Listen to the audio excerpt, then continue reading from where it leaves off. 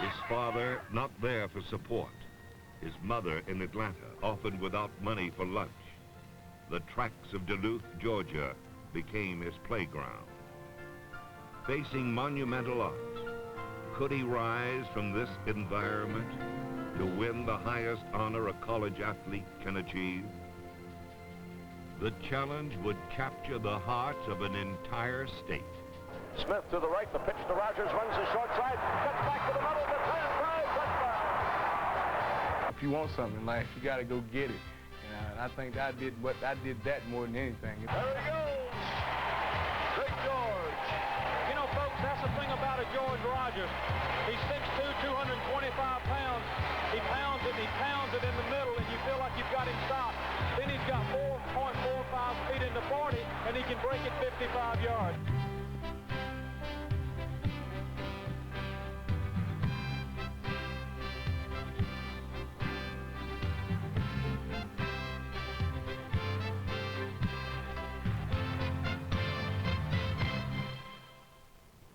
George Washington Rogers came to Duluth to escape the housing projects of Atlanta.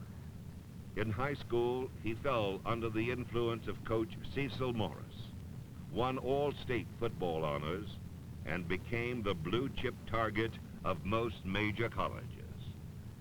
Before it was over, we had calls from UCLA, Southern California, really all over the United States.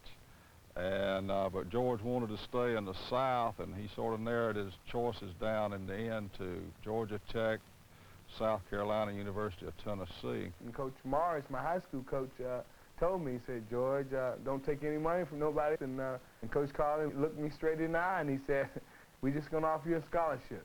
So I went to South Carolina.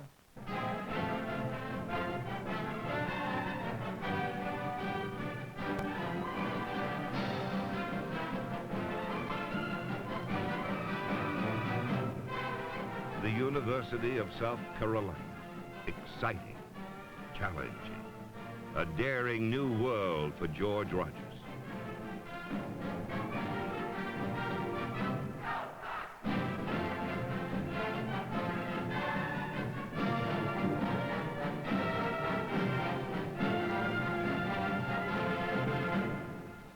But no matter how high the mountain, George found a way to climb it. September 1979, 1 week before his junior season began, an injury opened up the tailback spot for number 38. It would be a major turning point in the career of George Rogers.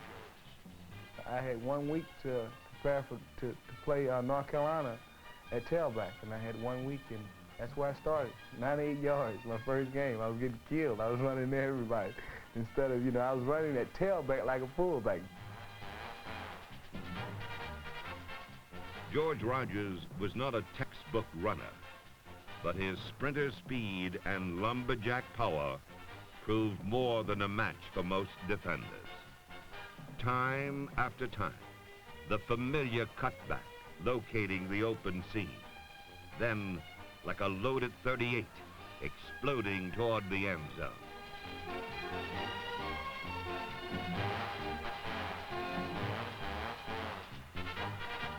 Many tacklers chased his lightning and shrunk beneath his thunder.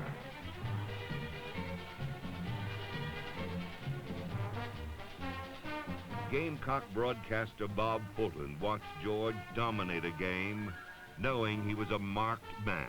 Every defense that Carolina played against was set to stop George Rogers. And during his tenure at Carolina, the Gamecocks did not feature a passing attack.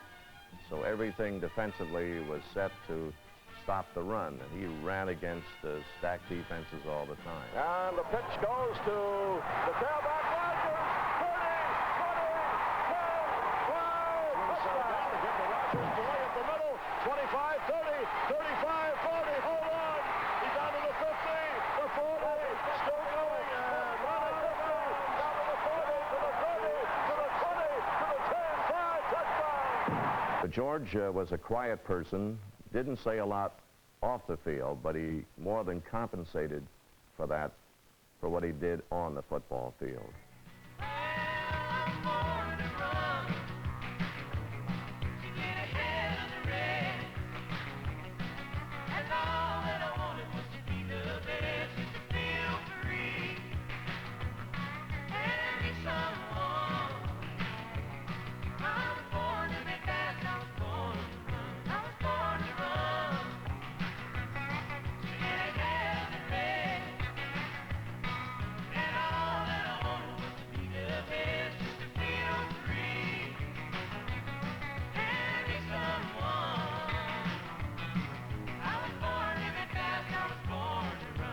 Running was like breathing to George, very natural.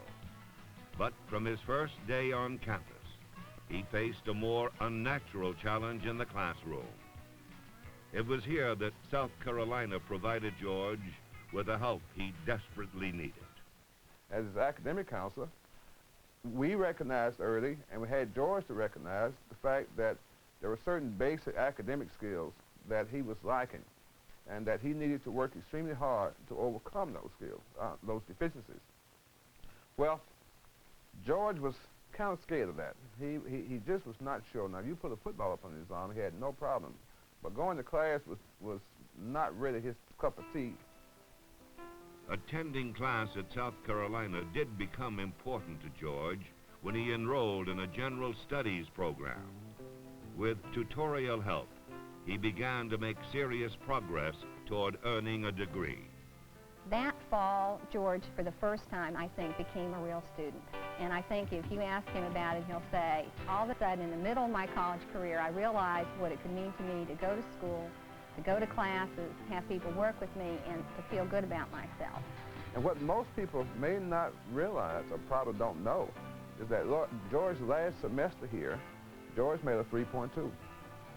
As George felt comfortable in class, he grew as a person. He thrived on the easygoing life at South Carolina. I enjoyed playing ping pong. I used to throw on a few shows, and a lot of guys that know me now know that they've been to some of them shows. You don't want it. Look at that. He's one of those guys that you can't help but like him. You can't help but like him, and we were through the bumps and bruises, the 5-5-2 year, and then turn around to overnight success, but it wasn't all bad and it wasn't all good, but we had to work, and we all worked together, and we had fun. 1980. The Gamecocks confronted their toughest schedule ever up to that time, and their super tailback began his quest for the Heisman Trophy. At Michigan, George Rogers and the Gamecocks enjoyed one of their finest triumphs ever.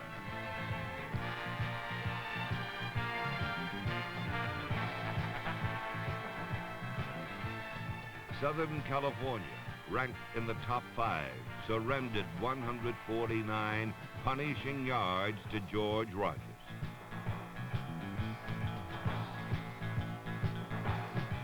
North Carolina State could not contain the Gamecocks' Saturday night special, 192 yards.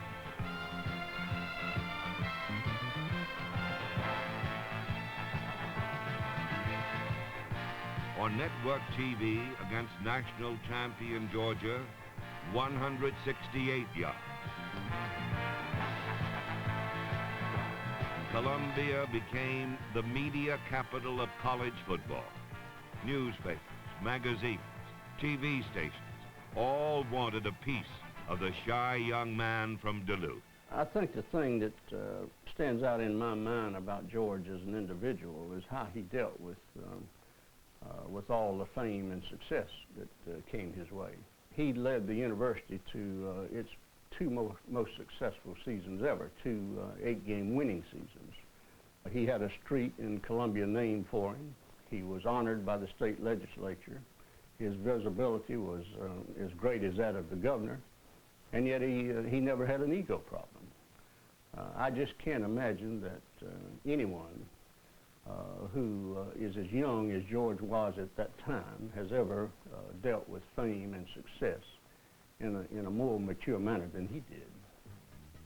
George did not monopolize the spotlight. he shared it with teammates. He was the foundation of an athletics that lifted South Carolina to new heights. Consider this. In his final 2 years, George and his teammates earned the Gamecocks' first ranking ever in the national top 10. They gained South Carolina's first appearance on network TV. George became the Gamecocks' first consensus All-America. Their 2-year record was unmatched in school history. South Carolina attained national prominence. And George Rogers never let you think he did it alone. I think the major thing that helped me out a whole lot was that I did have a good fullback in front of me, Steve Dorsey. And he was a good blocking back, and boy, would he block. And so, you know, it made it real easy for me. If you got people blocking for you, it make you look good and them get all the injuries. So, you know, a lot of people made me look good. One more goal remained, and it totally consumed the state of South Carolina. In 45 years, no black player from the South had ever won the Heisman Trophy. The competition was intense. Hugh Green, Art Schleister, Mark Herman, Freeman McNeil, Marcus Allen, and Herschel Walker. Could George accomplish what only a few years earlier seemed unthinkable? It's with a great deal of pleasure, of course, that we introduced the 1980 Heisman Memorial Trophy winner. And in first place, George Rogers, University of South Carolina. I think the Heisman Trophy sets sort of a thing that says if I do go to South Carolina, and they did have All-Americans here, they got the Heisman Trophy, you know, you can say some of them things. And South Carolina is the type of school that's getting the type of facilities where they are going to get good players, too. In 1981, after leading all of college football in rushing, George Rogers took his South Carolina skills into pro football as the #1 draft pick and topped the NFL in running his rookie year. If George's headlines are now in other cities, his roots are in Columbia, and it's always a special treat to return home. You know, George, the last time you were on this campus and you and I were together, there were about 2,000 Carolina students out here, I think, to tell you how proud they are of you and continue to be of you and the records you made at Carolina and the records you're making now in pro ball and the model that you are. University President James Holderman savors the unique bond that exists between South Carolina and its favorite son. A bond that includes a bigger-than-life mural, the only one of its kind on any campus building in America, celebrating the many achievements of an exceptional and unique man. George is an institution because he was a different kind of athlete. He's not forgotten his alma mater. He's established a $100,000 scholarship fund here for needy students, not just athletes, but any kind of student who comes and shows they've got a need to go to college. That's the kind of man George Rogers is. That's the kind of future that I think George Rogers wants to assure for other young people who are on their way up. The pitch to the deep back, Rogers, 50, 45, 40, 30, 25, 20, 10, 5. It would be amazing to watch him go to class, and kids would come and look and say, that's George Rogers in that class there. George couldn't understand why. What's the big deal? I'm just Boo from Duluth. And we kept saying, George, you're no longer just Boo from Duluth. You're Boo, the Heisman Trophy winner from Duluth, and that makes a big difference. Rogers just breaks 72 yards, and he's way over 100 yards. He is a model for other young people who think, this is more than I can possibly handle. I couldn't do this. And they remember George, if he could stay in school, if he could keep his average up with all the pressure he was under, then I can do it too.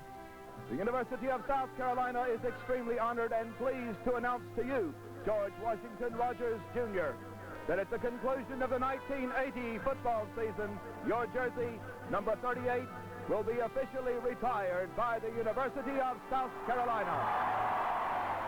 The best thing that I think I got out of South Carolina is I got a lot of people that they really was behind me and our team.